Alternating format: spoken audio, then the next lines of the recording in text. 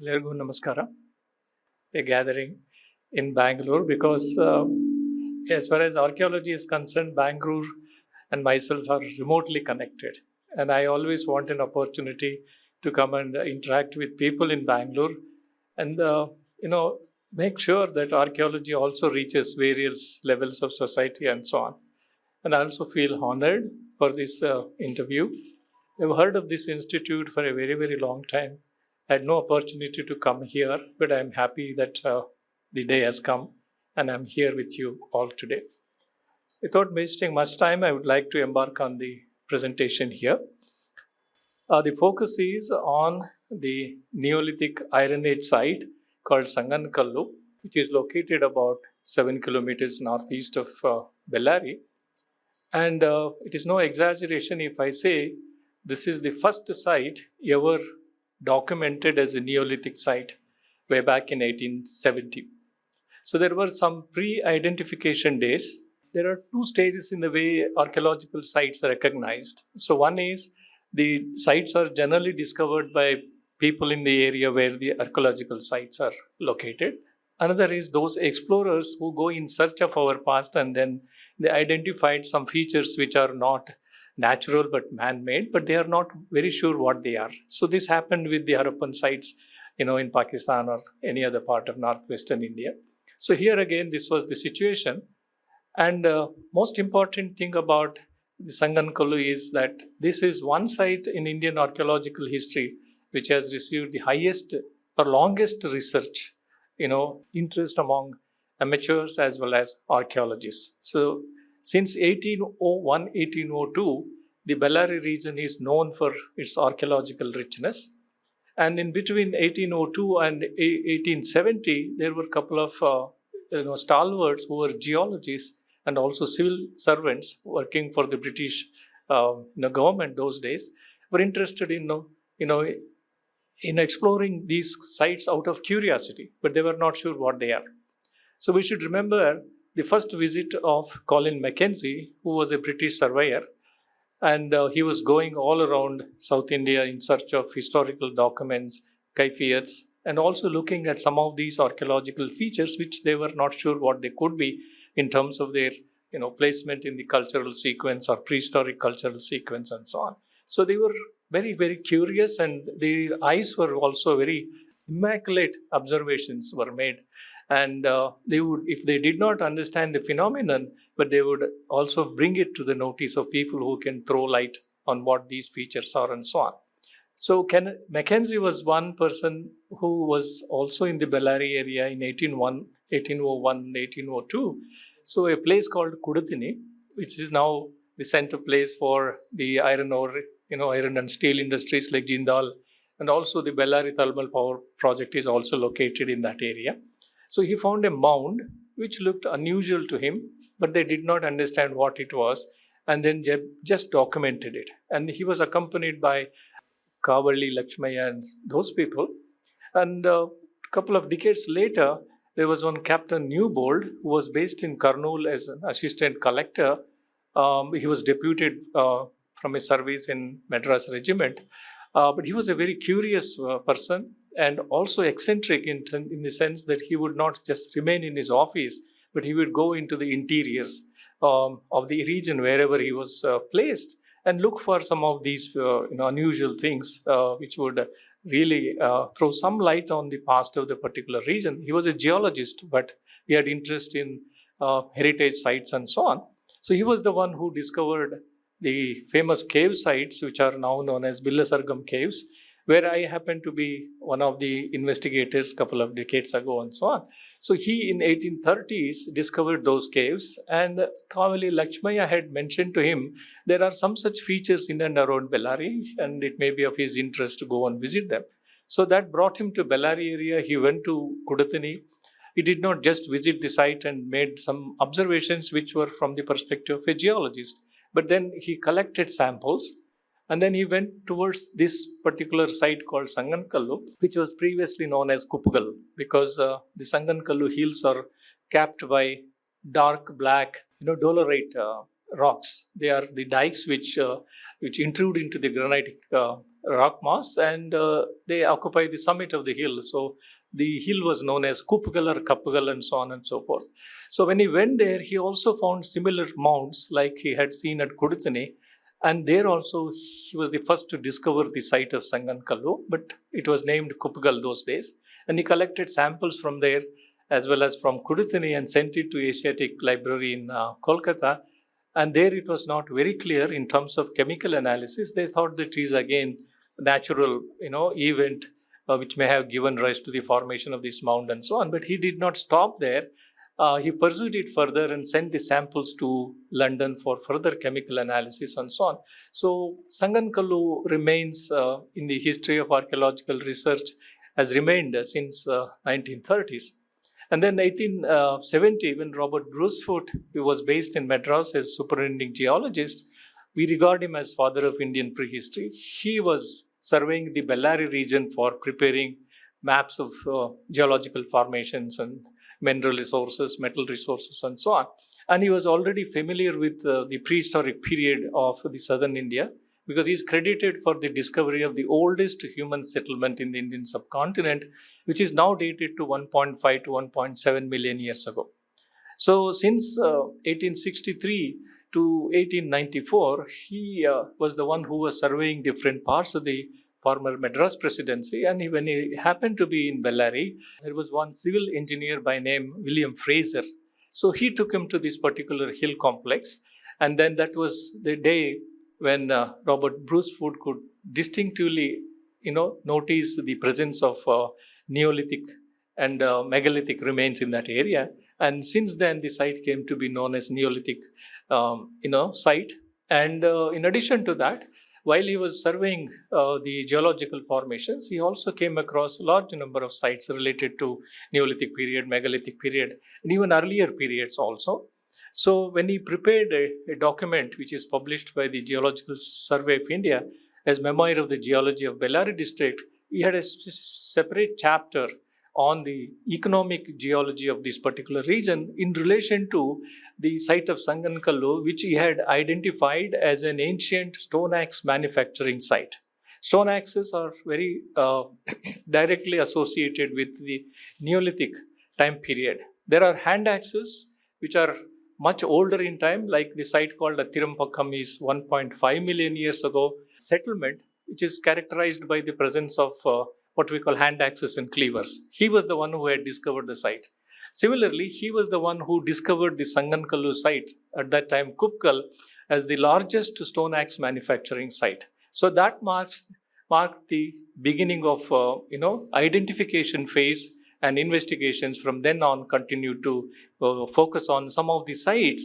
An interesting thing that one should notice here is all those sites which he encountered during the course of his surveys were located on tops of granitic hills. They were not on the banks of rivers, small and large and so on.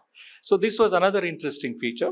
And when he was observing the surface scatter of material, not only the axis in terms of lakhs of pieces scattered on the hilltops, he also found precious, semi-precious metal stones used for making beads. And that he was even more curious, because he said these objects, which were rocks which were used for making stone beads, are not local to the granitic hill. So they must have come from a distant source, because these semi-precious stones like carnelian, jasper, agate, crystal quartz also, and then we have steatite, and those materials are not local to the granitic landscape. So he was able to, because he was a geologist, he was able to trace their provenance to the hills, which are now known as Sandur Hills and so on, very famous for, also infamous for the kind of iron ore mining and destruction of the environment as a result of mining and so on.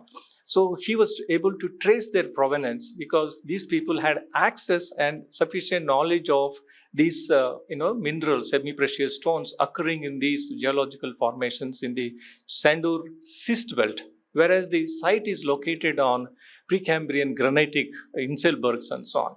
So that is where he wrote a chapter in that Memoir of Geological Survey on the geology of Ballari district called Economic Geology. What he meant was these Neolithic people had extensive ranging habits, and they had access and knowledge of these rocks and mineral resources, not only in the vicinity of this locality, but from distant sources and so on. So that actually opened up a new chapter in understanding man-land relationships as early as 1870s and so on. And then at the end of his service with the Geological Survey of India, over a period of 28, 30 years, he had discovered as many as 450 sites. And from all these sites, he had made systematic collection of antiquities, means objects made by man and have become part of the archaeological sites. And he had made a systematic collection. He didn't want to leave them behind after he retired in some backyard and so on. He made a systematic collection, catalog, and sold them to the Madras Government Museum. So they are still preserved in the Egmore Museum in Chennai. So in that particular catalog, he very clearly stated of all the districts he surveyed during the course of his 40 years of service in the Geological Survey of India, Ballari district is the richest in terms of archaeological site density and in terms of temporal context of all these archaeological sites and so on. And that was the most inspiring to many of us, and retracing his footsteps have been very, very productive, and nearly 10 to 15 PhD dissertations were carried out by following the footsteps of Robert Bruce Foote in that area. The site is known since 1870 as an archaeological site, and the concepts of that time period about identifying the cultural phase or the temporal context of the archaeological materials at a given site was based on general 3-age systems. Like we had the prehistoric past was divisible into Stone Age, Bronze Age, and Iron Age, and so on. So here he was very familiar with these terms because he was not only trained in geology, but he had also exposure to Royal Society debates about human origins and so on and so forth. So he had intuitive ideas about these features, and he was very, very thorough in his understanding of the context and the type of artifacts he was identifying in archaeological context and so on. So after Robert Bruce Foote initiated this kind of discussion on this site, the site is also rich in rock art. They are known as Neolithic rock bruisings in common parlance. But then we have been looking at them from a different perspective now. But however, the rock art associated with this particular site also attracted the attention of famous explorers of the time. And then we had the civil servants, and then the person who discovered Edakkallu rock art in the Wayanad area was also the person who visited Ballari, Sanganakallu, and then documented these rock art features and imageries, and then tried to understand the meaning of them and so on. But then different scholars had their own perspectives when they were going back to these sites. And Sanganakallu, as I said, was systematically excavated in the 1940s by the late V. Subbarao, who was an eminent archaeologist of his time and is well known for his book called The Personality of India, which was hailed as one of the most comprehensive account of India's past into prehistoric as well as early historic time period and so on. So he was trained by Mortimer Wheeler. He was the last British archaeologist, Director General of the Archaeological Survey of India at Brahmagiri, which is a well-known site for the Ashokan edicts. But Wheeler came to Brahmagiri because there were clues, because we had such a high density of sites all over southern India, but their chronology was not well established, not at all clear. Whereas the northern Indian sites were very well placed in a chronological sequence, including the sites belonging to Harappan civilization and early historic. There were literary sources, and then there were cross-cultural interactions with the Indus Valley and Mesopotamia and so on. So it was not difficult for placing them in a chronological order. But the enigma was the archaeological complexes all over southern India. And way back in 1920s, M.H. Krishna of the Mysore Archaeology Department had also excavated near Brahmagiri and also a neighboring site called Chandravalli. And he was for the first time in a position to establish stratigraphic sequence, demonstrate the sequence through excavations and they were published in the Mysore Archaeological Department's reports and so on. But they were known to Mortimer Wheeler, and the problem was establishing the chronology of prehistoric southern India. So he came and excavated following the clues of M.H. Krishna, and that was the place where B. Subbarao was also trained. And Subbarao, when he enrolled himself for his PhD at Deccan College under the late Professor H.D. Sankalya, he retraced the footsteps of Robert Bruce Foote as they were published in the catalogue published by the Madras Government Museum, and also the geological report of Ballari district. So he enriched the information that was earlier, documented by all these geologists and explorers and so on. And for the first time, because of his training under Wheeler and Brahmagiri, he had that model, at his disposal, stratigraphic model. So look at the sites in terms of settlement history. Who were the first to come and settle at a particular site, whether it is Sanganakallu or any other archaeological site, and how long the settlement was, occupied those people who came and first settled here, or they were replaced by another community, another cultural community replacing these people, or things like that. So this approach was very, very useful at that point of time. So he excavated Sanganakallu on one of the hills. This is an area covered by 5 hills. Each of them are having their own names. But one of the hills, known as Sannarachamma Hill, was subject to excavation by B. Subbarao, and that is where he found on top of the hill huge deposit associated with human occupation. And as he was already familiar with the Neolithic, megalithic, and early historic phases of India's southern Indian prehistory, and what these phases are in terms of distinctive types of material cultural remains.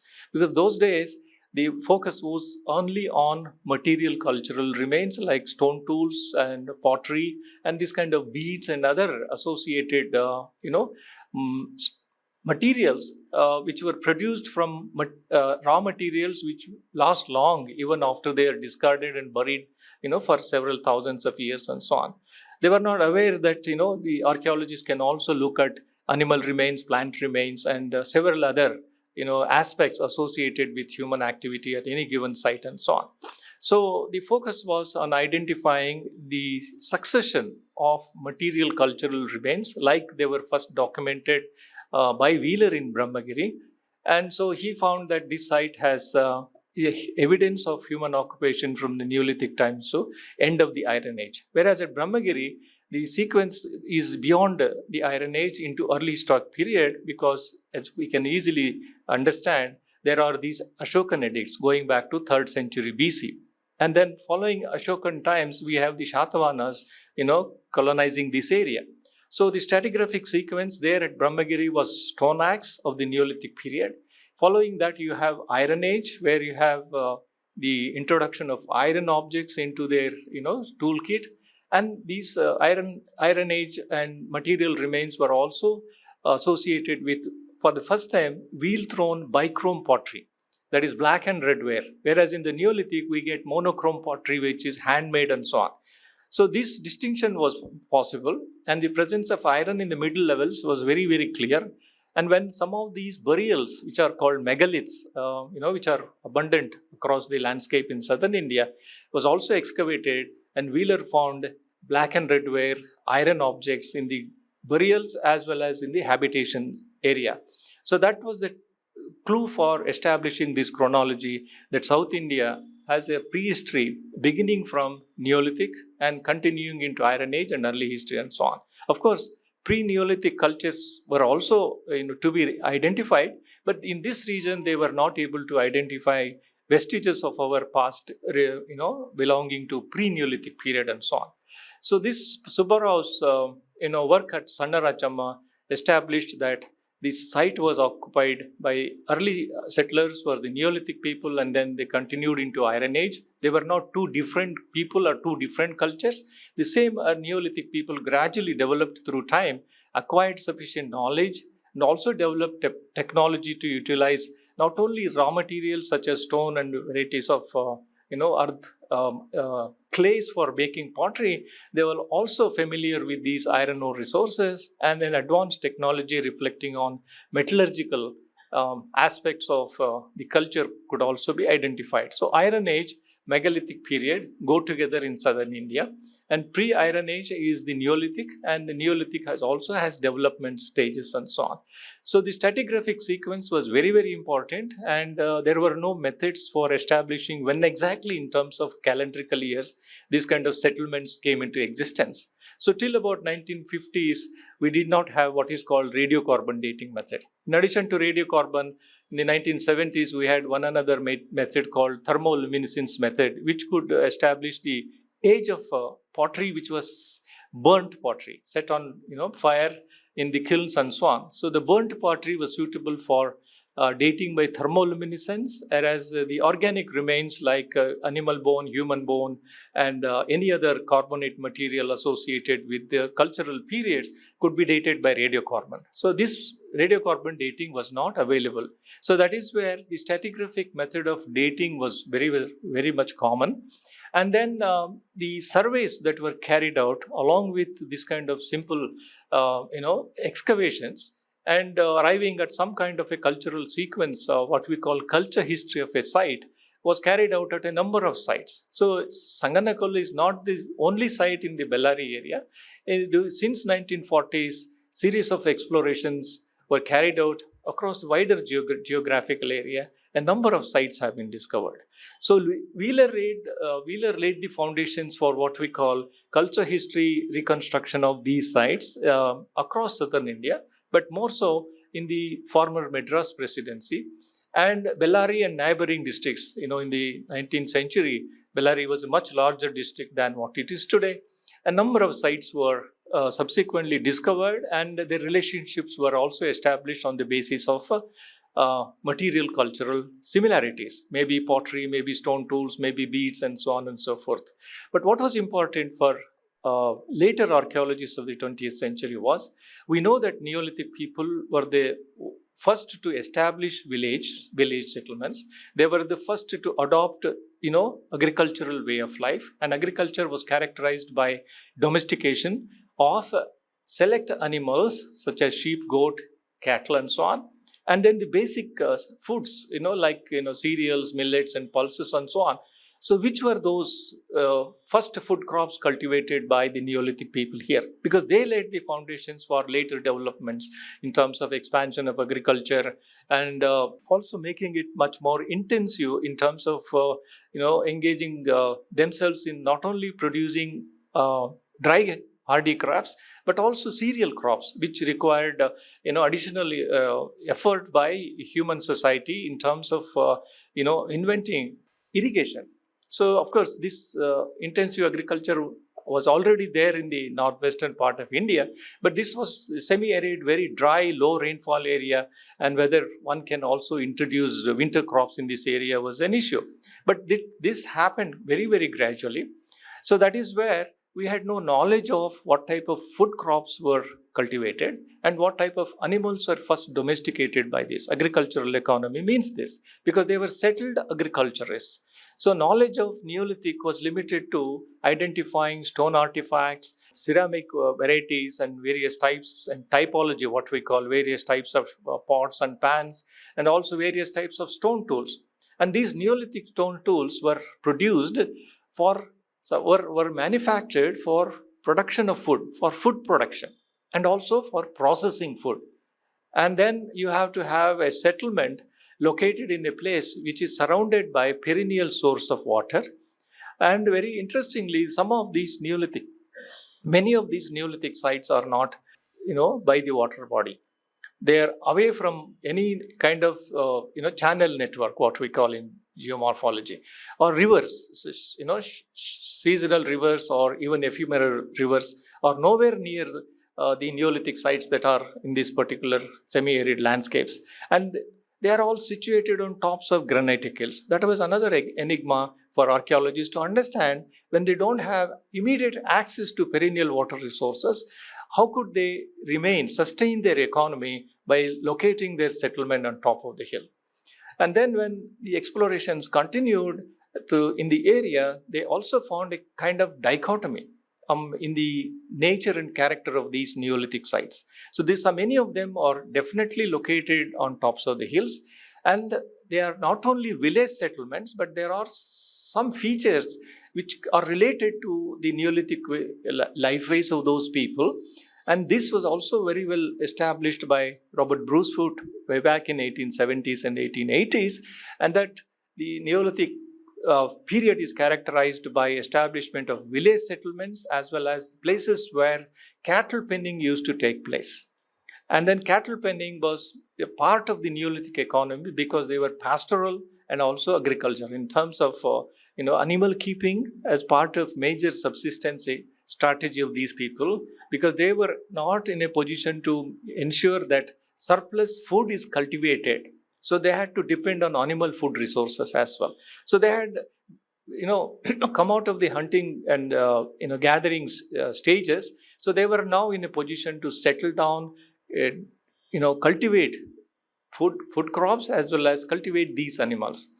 So our point during following the initial work carried out by Subbarao and his colleagues in different parts of this area was to understand what was their economy. So we call Neolithic people were the first agriculturists, and what if we don't have any knowledge of what type of food crops they cultivated? We have no knowledge. We have incomplete knowledge of the culture systems that are operating. So it was necessary, as and when new methodologies and specializations were developing, which could be incorporated into archaeological research, new insights could be obtained and so on. So as I said, till about 1970s, our knowledge of Neolithic was based on understanding different types of stone tools, both which were procurement tools, producing tools, and as well as processing tools. You see, you are cultivating food, but you are not expecting them to eat raw food and so on. So the processing was an important aspect of Neolithic, subsistence economy. So you have a category of stone tools which were meant for processing food. You have a category of earthenware pottery which were also meant for processing food. It may be roasting, it may be frying, it may be boiling, it may be making a paste and so on. For all these you require containers. So multiple gaps existed in our knowledge. So as the decades progressed, newer disciplines were also contributing to a better and better understanding and what we call holistic understanding of the Neolithic cultural systems and so on. So in that particular perspective, we look at Sanganakallu as one of the sites which has received the greatest attention of archaeologists, and the growth of archaeological investigations in terms of pure archaeology based on the study of material cultural remains to interdisciplinary archaeology, wherein we have archaeochemists, archaeobotanists, archaeozoologists, archaeoanthropologists, because the Neolithic settlements also revealed the presence of burial practices amongst them. It was not new to the Neolithic people, but when excavations are carried out, you also encounter human remains. So you encounter animal remains, you encounter megascopic plant remains as well. So these have to be identified. An archaeologist is trained to look at material objects, and he has been trained to classify them and try to understand the technology behind making these things and so on. But that was not enough to build up a story of the Neolithic and how they laid the foundations of later day urbanization, early historic, and so on. These are all pre-literate societies. They had no knowledge of a written language. So they were pre-literate, so we call them prehistoric societies. So in the 70s, it was possible to establish radiocarbon chronology. Otherwise, we used to say the history of human settlements begins from Neolithic, continues into Iron Age, and then into early historic period, and then later historical period, and so on. But here, with the radiocarbon chronology, it was possible to establish when exactly, whether 5000 BC or 3000 BC or whatever, it goes on like that. So this was, by the time the radiocarbon dating was available for investigations, establishing chronology, the sites which were intensively excavated across this region, suppose we look at Sanganakallu as one of the centers during the Neolithic and Iron Age, there were in a radius of 10 to 15 kilometers around this site, you have a Neolithic and Iron Age site. So hundreds of them are in a network across this vast landscape. And they were the ones which were established to procure raw materials and then bring them to one major settlement and process them into stone tools and so on. So it was absolutely right when we look at Foote's observation that Sanganakallu was a major Neolithic axe manufacture center. So why it was a major Neolithic axe manufacturing center, we'll gradually look at it. So with this brief background, I would like to give you a picture because now the methodologies have developed. Interdisciplinary archaeology has helped us to establish the way in which Neolithic lifeways began across the Indian subcontinent. It's a vast Indian subcontinent from Balochistan, Kirtar mountain ranges in modern-day Pakistan, Western Pakistan to peninsular South India, and then towards northeast, the humid landscapes of the northeast, from Kashmir in the north to Kanyakumari. It's such a vast landscape. All across this landscape, we have a large number of these sites. While pre-independence times, the North Indian archaeology was focused on excavating Harappan sites. And then at that time, it was thought that there are pre-Harappan or what we call pre-Indus civilization sites in that area. So, and then everybody thought the Indus civilization was a stimulus from outside like Mesopotamia and so on. But then the surveys and new methodologies, exploration methodologies helped us in identifying the existence of pre-Indus sites in northwestern part of the Indian subcontinent, Neolithic sites in Kashmir Valley, Neolithic sites in Gujarat, in Saurashtra, in Rajasthan, and in the Ganga Valley, and so on and so forth. The focus in all these regions was on early history, whereas the surveys that were carried out since 1950s, we have been able to establish that settlement histories go beyond the Indus period and so on.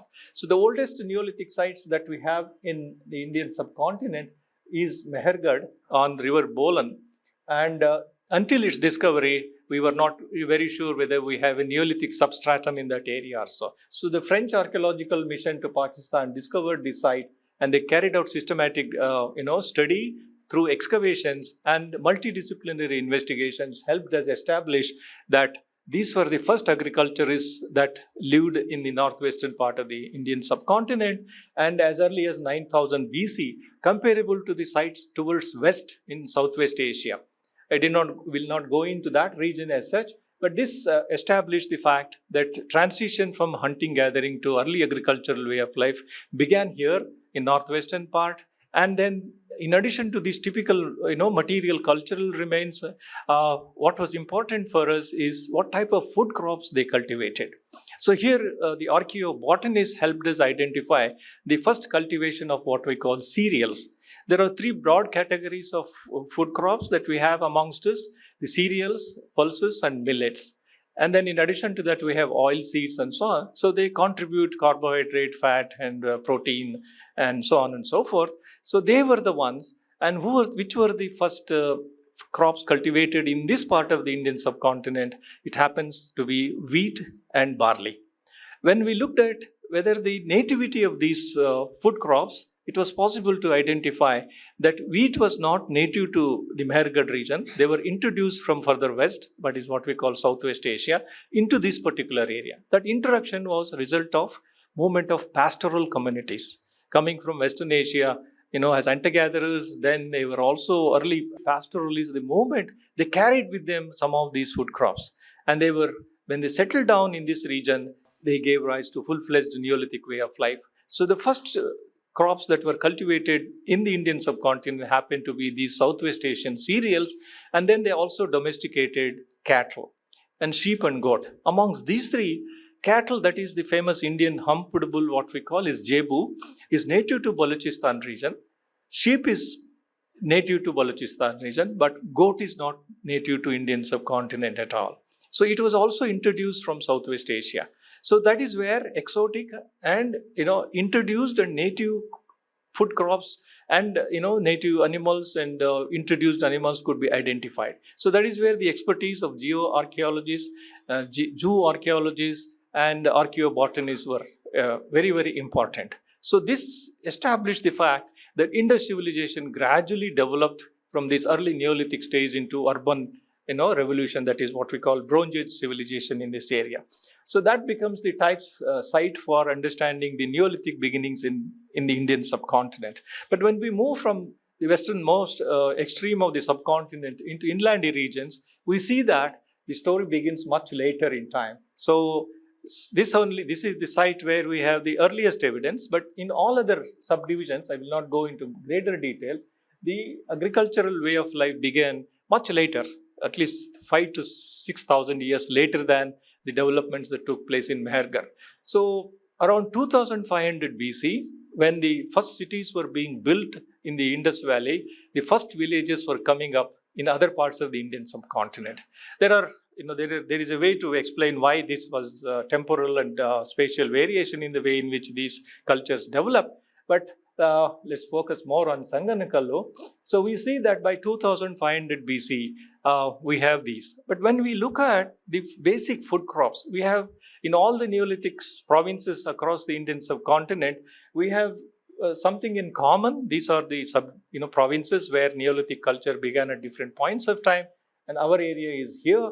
And we see that there are common factors as well as distinctive factors characterizing the Neolithic settlements in these provinces. Common is the Neolithic polished stone axes or ground stone axes, the pottery types, both handmade and later wheel made and so on. But then the food crops that were cultivated vary from region to region. This western region, we have these famous cereals like wheat and barley, and some of those other varieties which were introduced from northern Africa into this Indus territory. And then we have this Kashmir Valley where we see that initially it was wheat which was first cultivated, but earlier to wheat cultivation, Chinese millets were introduced into this area. See, the small millets which we call. So there is this, for a long time we didn't know that millets were also cultivated by the Neolithic people in Kashmir. So but we know the beginnings go back to 4000 BC now. Otherwise it was only 2500 BC. So these sites are having links with the region here in Mongolia, in Central Asia and so on. These sites have links with Southwest Asia and Iran and so on and so forth. But when it comes to this particular region, it lies between Southeast Asia on one side and Eastern Asia on another side. So Eastern Asia, early agriculture was characterized by millets and also rice, especially in China, Yangtze and Yellow River valleys. In Yellow River Valley, you have the rice cultivation. In Yangtze, you have millet cultivation. So there is a regional variation in the way in which early food crops were cultivated. So they were not isolated. There were long distance interactions were also taking place as early as Neolithic time period. So as a result, we see Chinese millets entering Kashmir Valley. We have Southwest Asian crops entering the Indian subcontinent. And then the rice is one major cereal crop in the whole of India now. But it was largely limited to northeastern part, eastern part of the Ganga basin. And the rice was first cultivated there, and then later it was introduced into other regions and so on. But it did not happen at one and the same time. So we have time difference, in the way in which these food crops, were getting introduced. And then also, they were not also coming into this particular area. Local crops were also going out of the area and so on. So cattle is very common in all these sites. And cattle is native to India. And the archaeobotanists, archaeozoologists think that there are three centers where native cattle lived. And one is where the Balochistan region, another is central India, and possibly in southern India, the wild cattle also lived. But so far in the archaeological context, we have not found any evidence of, wild cattle. Because in archaeology, if we have to establish that it's a local, element was developed into a domesticated element, we have to trace the changes from wild morphology to domesticated morphology. It is the case with the food grains also. So if in any area, if there are agricultural settlements, the most important requirement is availability of suitable wild grasses, wild grains, across the landscape. Then only it is possible to transition into an agricultural way of life. Otherwise, you are simply gathering wild seeds and so on. So that is most important for us to trace the provenance of various types of food crops. You have not only cereals as part of the economy, you have pulses and also millets. So it is the northwestern region dominated by West Asian cereals, eastern India dominated by local rice, which extends into China and then Southeast Asia because the primary area of rice cultivation. But what was happening in all these areas? So this is a semi-arid, dry, low and for rainfall area. Only hardy crops can be cultivated. The cereals are winter crops. They require low soil, low soil temperatures, high moisture content in the soil. Then only they can be cultivated.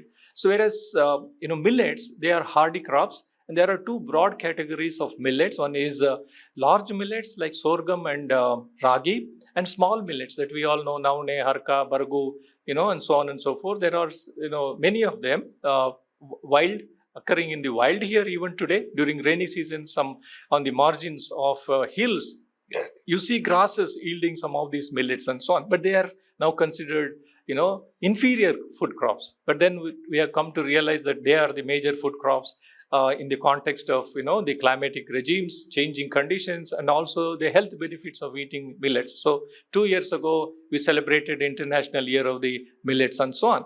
So they are coming back, but then at one point of time these millets were considered inferior to the cereals like wheat, barley, rice and so on. But we see that in the archaeological record. When these crops were introduced into these areas, millets go to the background, and very little evidence comes from context in which rice and cereals like wheat and barley occur. We don't come across evidence of small millets. So India subcontinent is known for semi-arid grasses which have small millets, whereas the larger millets such as sorghum and ragi, they come from North Africa. They are also not native to India. So wheat and barley and also bajra, that is what we call sajjay, is not of Indian origin, along with sorghum, that is jowar and ragi as well. So there were cultural processes which were facilitating introduction of these suitable crops into the environments where they could be adopted for agriculture. So this introduction took place during the course of last 5,000 years. So that whereas some of the animals like goat was also introduced, and goat is the most adaptive animal, grass-eating animal that we know, where they can live in harsher climatic zones as well. Sheep and goat, very adaptive. Cattle, also native to this area. So that is one thing that we have to understand their requirements. So when you domesticate these selected animals, we have to ensure that under captivity they are provided with their essential requirements. So that is how we begin to look at the archaeological record and try to understand the time and space relationship in terms of these food crops that were cultivated during the last 5 to 7,000 years BC and so on, and then look at what was happening. As I said, the work of Foote, Wheeler, and then Subbarao and his colleagues, and including my teacher generation, which they extended their work into this area, they were able to identify potential Neolithic and Iron Age sites in the Ballari region. As I said, every 3 or 4 kilometers in the radius of Sanganakallu, you have a Neolithic site and a megalithic site and so on. So these sites were subject to excavation. And those were the days when we did not have radiocarbon dating. Those were the days when we did not have specialists like archaeobotanists to help us what were the food crops cultivated. So when we talk of agriculture, we have to think in terms of two groups of cultural elements like animals which were domesticated and early food crops that were cultivated. So this adds to our knowledge of the Neolithic cultural systems and their life ways. And then in terms of developing network among these settlements. So why there was a network of Neolithic settlements? So it is not that Neolithic was dependent, was limited to producing foods, but also they were processing foods. In order to produce, you have a different set of stone tools. In order to process, you have different set of stone tools, and also earthenware pots, which the oldest earthenware pots in India go back to 7 or 8,000 BC. But then in the Neolithic context here, we get them dating back to about 3,000 BC or so. So in southern India, the Neolithic beginnings do not go back beyond 3,000 BC. That is the limitation imposed by archaeological investigations that has been carried out across a network of sites, and the dating methods that have been applied.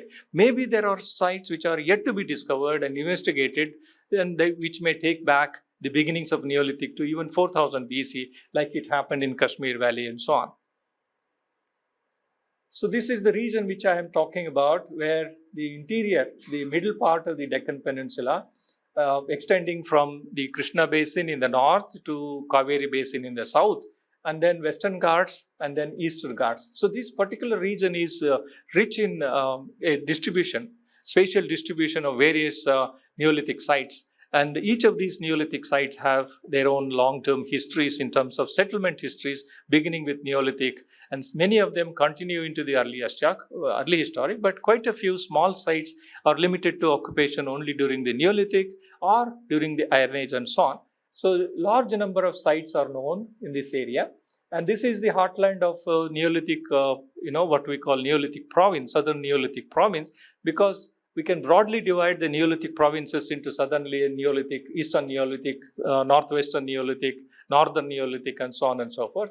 So here, these three states, there is a distribution which has been catalogued in terms of number of sites, where we know that the highest number of sites are located in the central part of southern Deccan region, this modern southwestern part of Andhra Pradesh and eastern districts of Karnataka, from Bidar to, Ballari and Chitradurga and so on. Further south, what we see is there is a sparse distribution of these Neolithic sites. But eastwards, if you go beyond the central road, we enter into what we call Kadapa Basin in Andhra Pradesh. And there is also a category of Neolithic sites, but they are not the older sites like we have here. Even within this region, we have not been able to find the site which helps us understand the transition from hunting-gathering to early agricultural way of life. Yet, the investigations have been very, very modern in the last couple of decades, and we have multidisciplinary investigations contributing to understanding not only the culture system, but also the context in which archaeological sites are located in terms of climatic background, in terms of geomorphological background, and to understand why the settlements were located on tops of hills. Because if you stand on top of any of these hills, you will see that there is not a single stream flowing in the region of that, when I'll show you a slide later. So this is that what we call the Maidan region, where semi-arid grasslands.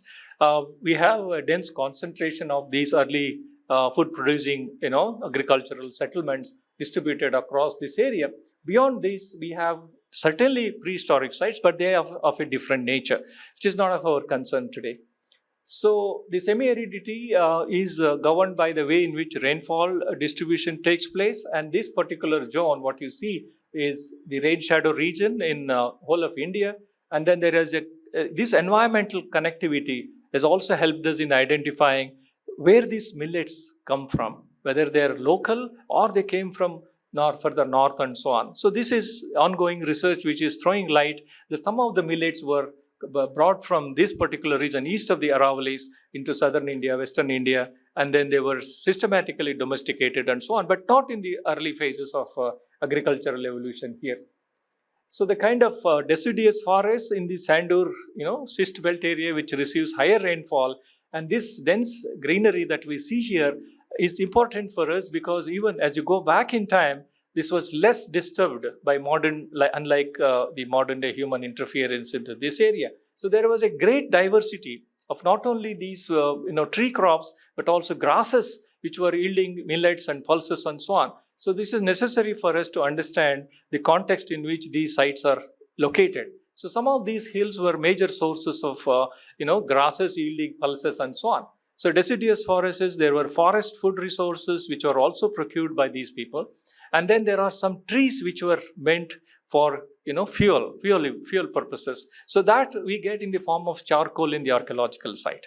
And that helps us in getting a radiocarbon date, and also identifying what type of trees were cultivated or growing in the region when Neolithic people settle in this area and so on. So this is the region where we have wild pulses like black gram and then green gram and so on, and also this horse gram. So these are pulses which are native to this land, and some of the forest margins were the potential areas for finding wild pulses growing in the area and so on. And then the scrub jungle, now it is more or less modern in terms of its introduction into this area. But then this kind of landscape was facilitating the greenery during the post-monsoon season as well. When human demographic was not interfering with the natural systems, they were much more denser and so on. So looking at these hills and then the present greenery associated with these hills, and then looking at the sites which are located on tops of the hills, it was necessary for us to understand why the settlements were located on tops of the hills. Where were these people cultivating their food grains? Where were they penning their cattle, sheep, goat, and so on? So this is part of the culture system associated with Neolithic way of life. And then you have that kind of parkland, forest ecosystems in different parts. So there is a diversity in the way in which vegetation density, varies from western part to, to interior parts of southern India. Whether you look at it from the Western Ghats point of view or look at it from the Eastern Ghats point of view, this network of ecosystems, prevails even today. But in the past, the contexts were much more, very, very different from, but then denser in terms of diversity of plants and so on. So this region you see is number of dots here, and each of these dots has its own legend. So we have the triangle, we have the square, and then the circle. Then we have the radiocarbon dates. So in the 70s onwards, we began to revisit these sites, and I established the chronology of development of settled agricultural way of life. So we have the oldest site now going back to 2500 BC, but in recent years, in the last decade, we have few more dates which take back the age of Neolithic beginnings to 3000 BC also. As I said, we are still looking for older sites, and we are also looking at the potential areas, regions where we can organize systematic survey and carry out excavations and establish a chronology which will take the Neolithic beginnings to earlier than 3000 BC, because it's not easy to agree with the situation that we have earlier beginnings in other parts of India and late beginnings here. Of course, it is not a surprise, but then there is a chance that these sites were even older. The transitions were older because we are, as I said, we have not traced the transition from wild morphology to domesticated morphology in the cattle perhaps. We know sheep and goat were introduced, and this introduction was by pastoral movements from the northwest. But the local, wild cattle, if it was subject to domestication, we have to see in archaeological record transition from wild morphology to domesticated morphology. And same is the case with wild food grains and domesticated food grains. And now we have AMS dating, which helps us date exactly when this particular grain was cultivated. So AMS, accelerator mass spectrometric date, is helping us. Suppose we get the grain of, tur dal, we can date that grain. We get the preservation of these food grains because when the processing was going on, some of the grains were excessively burnt. When they are burnt excessively, they developed a carbon coat. We call it shell. It's shell. That shell protects the grain from further decay for thousands of years. If it's a pure grain, it decomposes very quickly. So we are not looking for the grains which are fresh, in terms of their harvesting and then getting into the soil. Because once they are buried in the soil, fresh grains get completely decomposed, and there is no trace of them. But the processing methods were helpful for archaeologists, and they left behind these charred grains which were discarded from being consumed and so on. So through archaeobotanical field methods, we recover them from archaeological soils and then subject them to identification and understanding what type of food grains, when they were first introduced, when they were first cultivated locally, and things like that. So these are the zones that we have. This zone is Western zone and the Eastern zone. This zone we have sites ranging in time from 3000 BC and maybe older, but I'll not commit right now. But later on we see the expansion into eastern part and then go down towards the northern plains of Tamil Nadu. And here the sites are not older than about 1900 BC. We suspect they are older here, older than 3000, and here the movement of Neolithic expansion was little late, and then gradually they moved south. So agricultural origins is, has spatial variation and temporal variation as well. But however, they laid the basis of later, Iron Age and early historic transitions and so on. So the site of Sanganakallu is a complex of 5 large hills. They are known since the time of the British archaeologists and geologists working here. So this is the large hill, which is also known as Peacock Hill and Hiregudda and so on. And then these 5 hills. Subbarao excavated here, and then later excavations were carried out by Deccan College in Pune. And then in the last 25 years, my team has been working here. And we continue to work here because the site is threatened by granite mining activity. We campaigned for stopping mining activity. We were successful. And as a result of our campaign, the Deputy Commissioner of Ballari was very, very encouraging. He gave us a building to establish a museum. And we are projecting the importance of these sites, not only Sanganakallu, all related sites. And all materials which we had collected through excavation and exploration are brought to this museum. And as Robert Bruce Foote did, we tried to emulate him, and we have systematically catalogued. Now we have an MOU with IIT Gandhinagar, with Sharma Center in Chennai. All of these experts, in various aspects of archaeological research have been working in our museum, having access to the collections we have in the museum and so on. So we are enriching our knowledge through modern day, investigations, and also the methods that are now very, very well advanced, for getting newer insights into these time periods and so on. So this is the kind of mining activity which was going and, destroying the entire. So you can see the hills are surrounded by plains. So vast rolling plain, and not a single stream flowing in that area. But we have such a dense occurrence of the settlements on tops of these hills. And then we have this particular band, which is called dolerite dike, which is an intrusion into the granite. And that was the major source for producing what we call Neolithic stone axes. And the factory which was first identified by Foote is associated with this, dolerite dike in that area.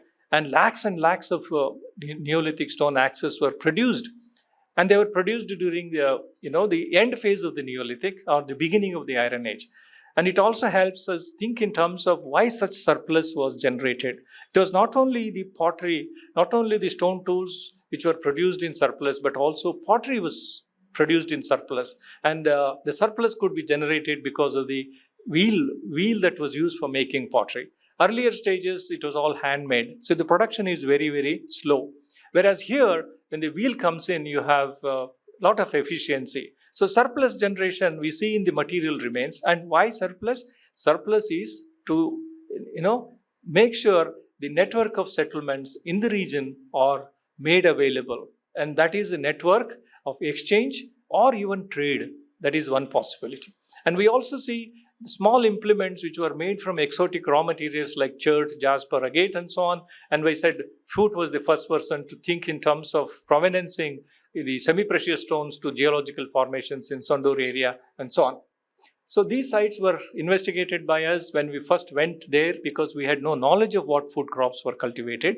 So we launched a campaign to visit nearly 40 sites distributed between Eastern and Western Ghats. Among all the sites visited, this was the most potential to investigate in terms of, because of the research history at the site and because of the gaps in our knowledge of the Neolithic. So we launched a very systematic international collaboration launched here, and we have been able to reconstruct the Neolithic way of life. And so what we see here is, there is no source of water in the form of a network of streams. So where did these people had access to water? So we had to look at what we call paleogeomorphology or paleogeography. Understand the context in which the site was established 5,000 years ago. And when we understand the landscape development during the last 5,000 years, we had several geomorphic features which gave us clues to the presence of springs, all along the sides of the hill. Why there were springs were here is because in the granite, you have the dolerite intruding and building a dam wall for the underground water flow. So the surface water flows from higher level to lower level, whereas the underground water flows from lower level to higher level. So when it rises from the, in the subsurface area, what happens is the flow is obstructed by this dolerite dike. And that facilitates in the lateral movement of water through cracks and fissures in this area, and then springs become, very active. So we saw that when we did very close observations of various crevices and fissures, we found that when the water levels were receding, table was receding, the carbonate content in the water was precipitating into these fissures and cracks. So that was the best evidence to explain why the sites were located on top. And this gravity flow of water later in time, around 1800, 1900 BC, were utilized for introducing winter crops, which I will show gradually. So this is the nature of landscape here. The destruction that was going on in the 90s, but then we are happy that we could stop this and then develop the site, protect the site, and then even today we operate there as public outreach archaeologists, and then it's getting prominence in terms of importance, heritage, value, and then it's not only Sanganakallu, all related sites are now getting attention. Brahmagiri is again reinvestigated by an international team along with Archaeological Survey. We have been working, and our collections from this site is also being investigated in the museum and in the laboratories and so on.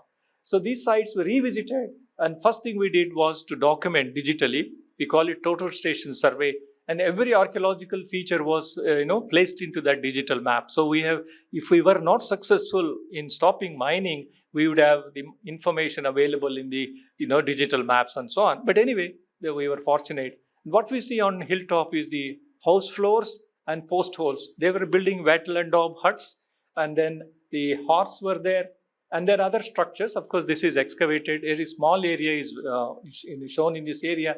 Then we have these kind of outcrops on the surface. We have the paintings as well as bruisings, preserved in the area. And because that also was being subject to quarrying, part of the paintings have been destroyed, but partially preserved, but other parts of the boulder still retain some paintings and so on. And on top of the hill, you have these bedrock, hilltop bedrock, and you have these hollows. And these are concavities on the bedrock, which were meant for processing grains as well as polishing the stone axes, which were produced. And dolerite pieces, which were utilized for making stone axes. Some of them are unfinished, they were discarded, and the finished ones were taken out of the site for distribution and network.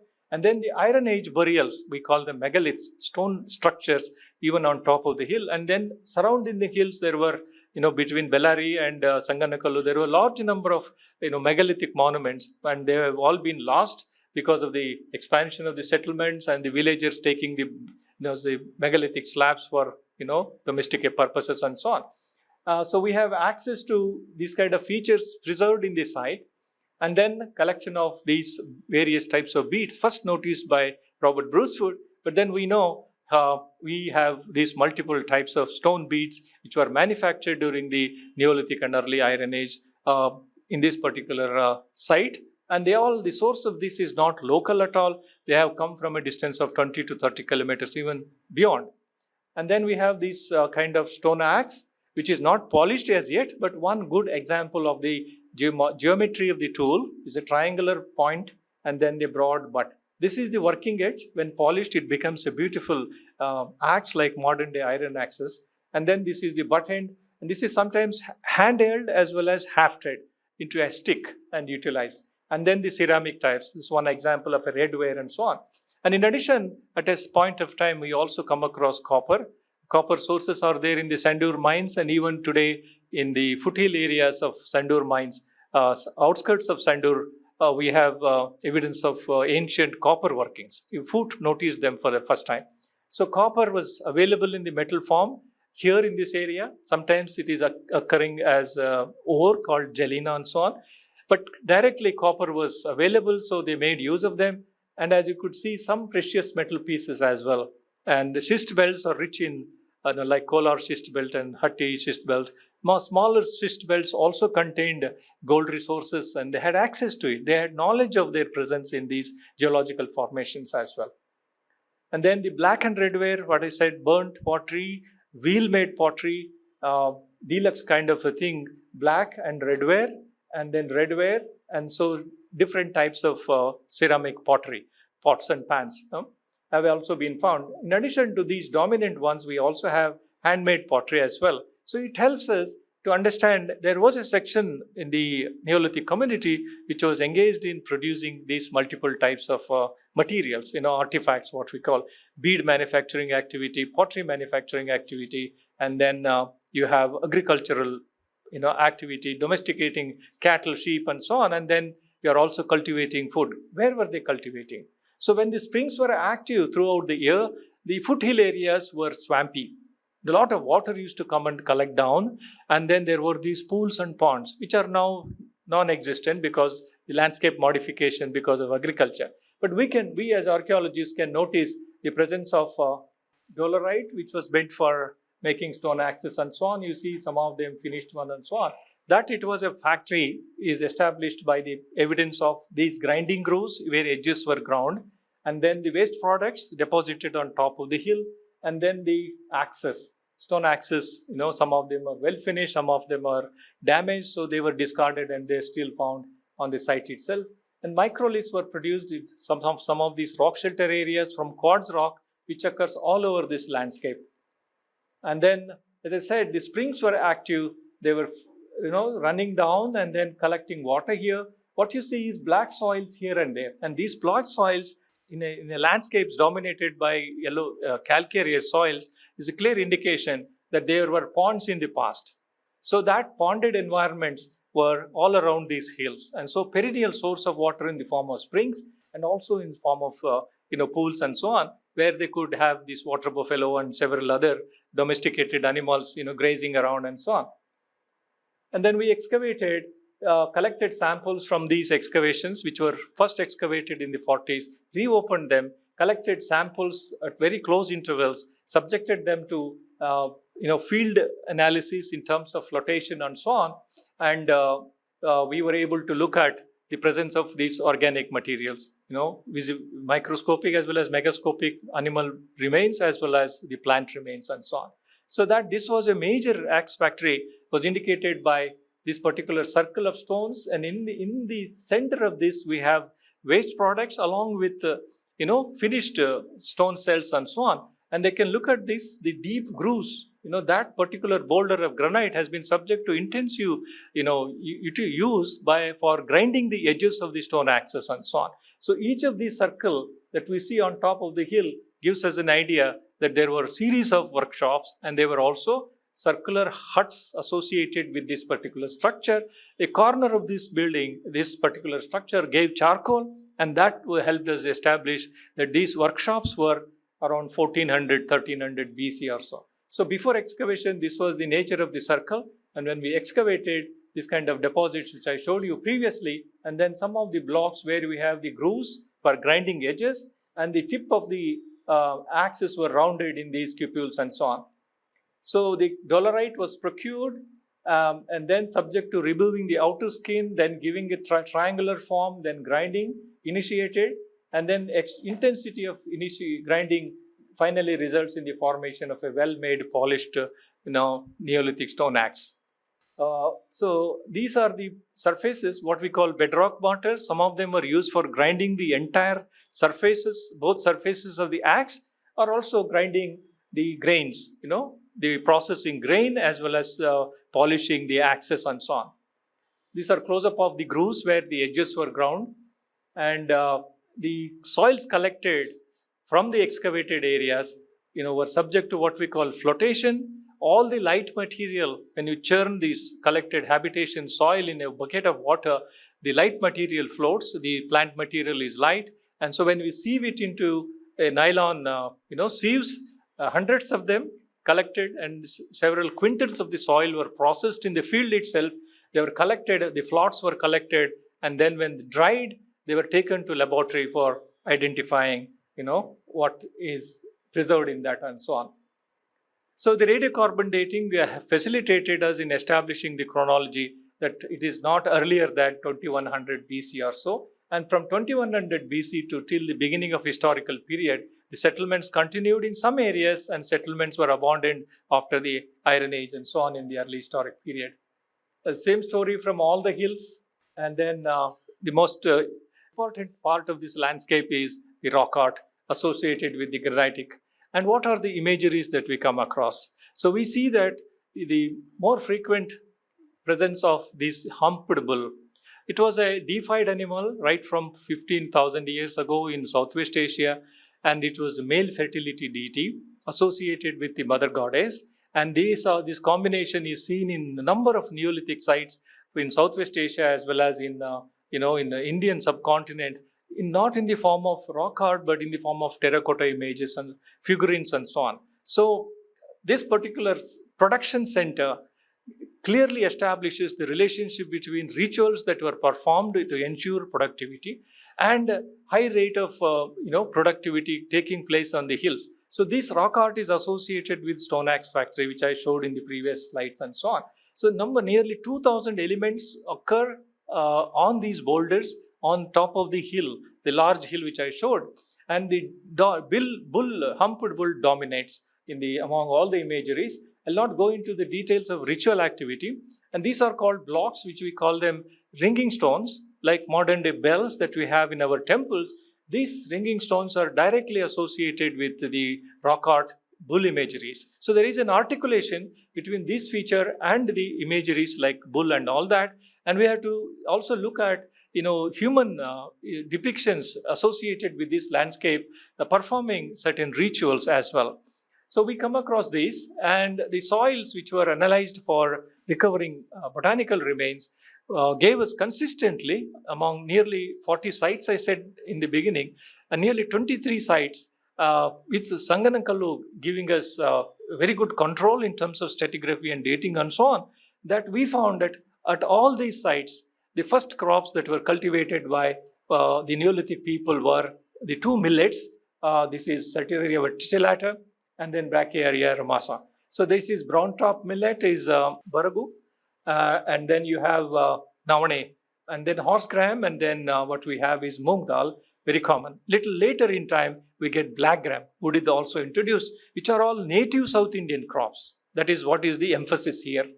And these are herbarium samples of those two. Cultivation based on peninsular domestication. We have these two pulses and two millets which were cultivated. They are all native small millets. Till about 1900 BC, we do not have evidence of wheat and barley or even rice introduced into this area. And by about 1900 BC, we see wheat and barley coming from north, and the hill slopes were terraced, and these spring waters were diverted into these small terraces where small scale cultivation of winter wheat and barley, because as I said, they are winter crops in any part of the world. And then they were directly dated by what I said, our AMS radiocarbon dating method. And then we have the PGNP, that is Tuar dal, which is cultivated now, but it comes from Bastar area in central India. And then you have Hyacinth bean, that is Avare. It is also introduced from Africa. And little later, we also get evidence for Hyacinth bean from Africa. And then you have the pearl millet, Sajje, from Africa. And you have pigeon free from Orissa. And you have chicken coming up into this particular region by around 1900 to 1800 BC. They are introduced from North India, not local to southern India. And then we have indirect evidence of fiber crops. And this is called spindle hole kind of a thing. They have been found at a number of Neolithic sites in the region. And they suggest cotton spinning might have taken place. So fiber crops were already there. We have some oil seeds as well, sesame and so on. But these were the basic food crops and one economic crop, that is cotton, cultivated during the early phase of the Neolithic and so on. In addition to that, we see evidence for craft activity in terms of lithic production, large-scale stone axe manufacturing activity, pyrotechnology, where heat treatment of rocks was important to produce these beautiful beads that were made from chert, agate, jasper, carnelian, steatite, faience as well. And so textile, evidence of textile as well. And then you have copper reworking that we see, although there is no evidence of copper metallurgy, it gives us clues to the fact that copper was obtained directly from the geological formations and so on. And then you have iron working around 1000 BC. So metallurgy comes into picture. So the systematic documentation has helped to trace the stages in which technological and cultural evolution was taking place. In addition to that, we have abundant evidence of human burials, which are now we are trying to establish ancient DNA, potential of these sites and so on. But that is a different aspect. It is still ongoing. We don't have any affirmative on the humans themselves. But definitely they were gradually shifting from hunting, gathering to agricultural way of life. So here, the surplus production helps us to think in terms of evolution from a domestic economy to political economy, and the presence of megaliths also tell us that social hierarchy was also coming into existence. So there were, because when large-scale manufacturing takes place, you have to procure raw material, you have to transport raw material, you have to process raw material, and then ensure that they are systematically distributed. So this cannot be done by the person who makes these, whether it is pottery or a stone axe. So there is a class of people, elite, and the megaliths represent that these burials were meant for those who belong to elite or the upper echelon of the Neolithic, megalithic site and so on. So looking at the wild distribution of various basic food crops that we saw previously, their distribution is seen in terms of what we call Vigna radiata,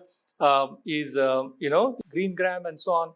And then you have wild moong dal coming from Western Ghats, and then you have this tur dal coming from Bastar area, and then in central India you have some of these Vigna radiata and so on. So tracing this is possible through what we call geophytology. So modern day herbarium samples help us, in terms of locating where they are even today seen in the wild, and they are also reflected in the archaeological context, helps us think in terms of, although they are not coming from the immediate neighborhood, they were brought in from distances, and that was possible because of movement of people in terms of pastoral movements, or also in terms of trade and exchange networks with the neighboring contemporary agricultural societies beyond southern India. So what we look at, the evidence is plant subsistence base across 3 cultural zones.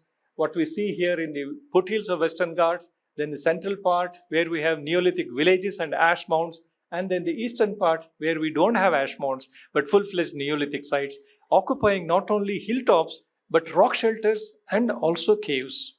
So cave Neolithic sites are very rare in India, but in this region we have those rock shelters and caves which were also inhabited by the Neolithic people, because relatively densely vegetated region is this Kadapa region, and they had access to wild food resources as well.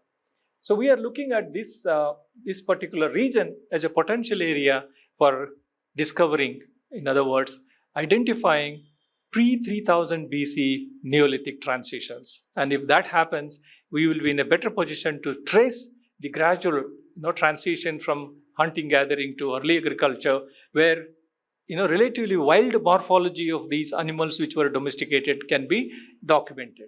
Yeah.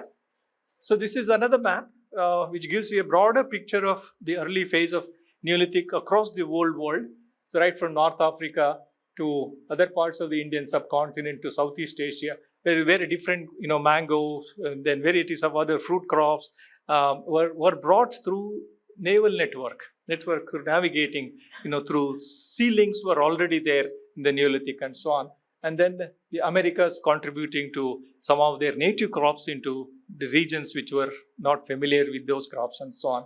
So this is a simple map. So we look at this movement from Southwest Asia into the Indian subcontinent, Balochistan Plateau, and then look at Gujarat, where the millets were first cultivated as early as 5000, 4000 BC.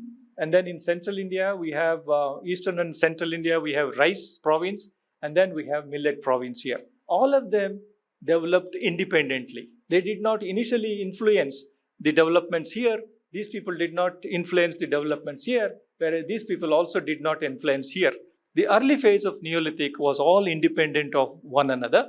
But then when these culture systems were well established, long distance trade networks were established. So with the exchange of food crops and introduction, it's not only these crops were introduced into this area, these people also, distributed their native crops into other area. So not only at the receiving end, but also dispersing the local crops which were identified during the Neolithic time period were also dispersed into other parts of the Indian subcontinent. Thank you very much.